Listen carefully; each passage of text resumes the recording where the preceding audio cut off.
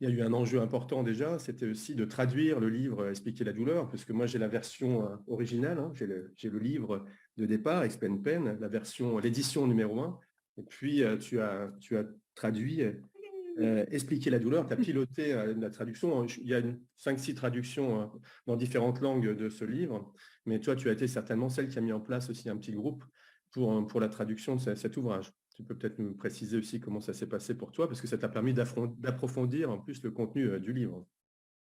D'approfondir, oui, et d'affronter cette traduction, petit lapsus.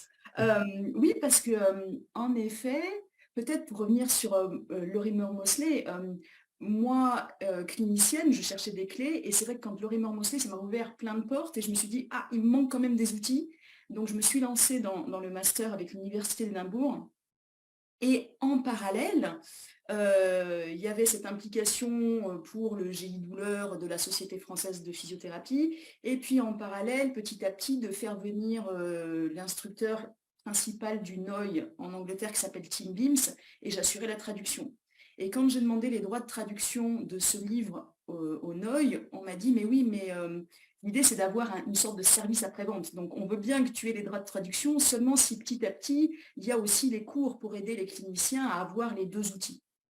Et donc, quand j'ai eu les droits de traduction, mon idée, c'était qu'il y avait tellement déjà d'équipes francophones qui avaient voulu travailler sur cette traduction. Ce livre, il est tellement révolutionnaire que je me suis dit que je ne pouvais pas garder ça pour moi. Donc, j'ai voulu lancer un projet collaboratif. Et c'est vrai qu'il y a eu, alors je ne me rappelle plus tellement des chiffres, mais je pense qu'il y avait 900 personnes qui suivaient le projet collaboratif. Et il y a plus de 300, il y a à peu près 350 personnes qui sont intervenues de manière active dans différentes étapes du processus de traduction.